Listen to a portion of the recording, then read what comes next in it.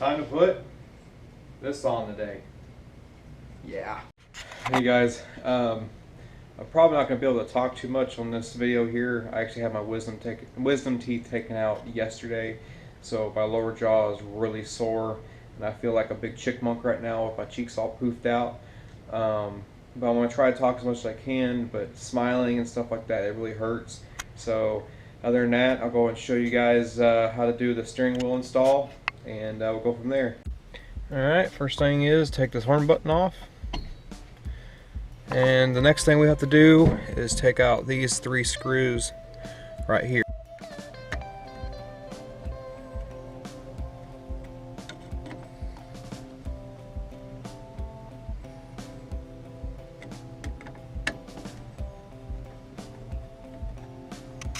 Alright, next thing is a 7/8 socket to get this this nut off here.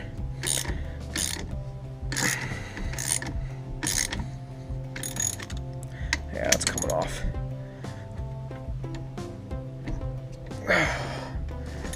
Okay.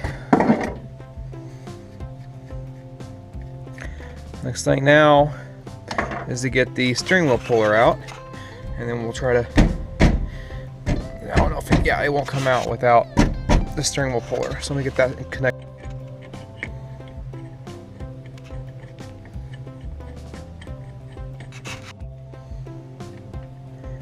Tighten this up. It should start pushing it out.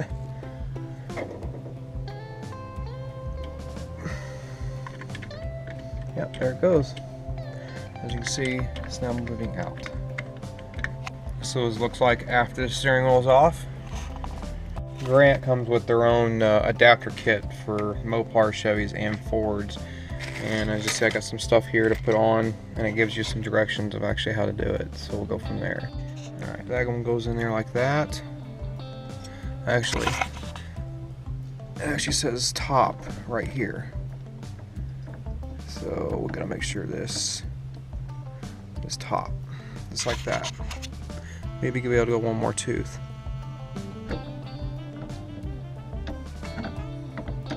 There we go. Alright, looks like this goes on next, just like that. Alright guys, so as you see, I kind of messed up the first time. I put the nut on before I put on the steering wheel, so I had to take it back off. And then you kind of just align your steering wheel up, make sure your wheels are straight, so it's all nice and straight and perpendicular to the ground, or not perpendicular, but you know what I mean. Anyways, I go ahead and put these on, not all the way tight, just kind of make sure it's lined up. And then what I'll do is I'll grab the nut to go on here and then put the nut on while it's still sitting like that, so it doesn't wiggle while you're when you're trying to tighten this up, and it won't go offset from these holes. Alright, got the steering wheel bolted in, got the 3 bolts in here to actually bolt the steering wheel to this bracket here. And looks like all I got left is put the horn button on, which comes with a spring, so it has some kind of spring back on it. Here's the horn that's going to go on it, the Mopar horn button. I gotta look for the spring somewhere. Hold on a second. Alright, here's the spring. It goes on like this, and then the button goes over it.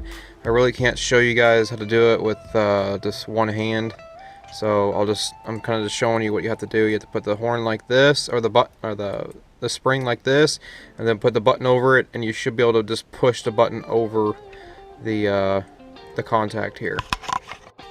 Alright guys, so I got the horn button on. It actually goes in and out with that spring. I don't have the battery hooked up, or the horn, and everything's torn out of the front of the car. So, but it looks like, I mean, it doesn't scrape at all. So I'm pretty happy about it. You know, steering wheel's on straight. Look at the tires are straight. So it looks like a perfect install for me. I'm really happy with it. I like the way it looks. 13-inch steering wheel compared to a 15-inch steering wheel that was on the car. And with this whole kit, it was $119 on eBay from Grant. So it wasn't too bad at all. You get the kit, you get the button, the Mopar button, and you get the steering wheel. So you can't beat Grant for old school steering wheels. But anywho, So that is the video that I'm doing today, and I really appreciate you guys watching this video. Like and subscribe to my channel. I'm slowly getting back into it again and putting videos up, and it's gonna be little stuff like this throughout the build on my car. Just let you guys know, I did sell the Slant 6. It is gone, and I'm going to buy a 440 from a friend of mine coming out of a motorhome. So it'll be a motorhome 440 build that I'll be doing eventually. It's probably till the springtime. It's still in the motorhome. I'm going to wait till it warms up a little bit, and then we're going to go get it. But it's pretty much mine.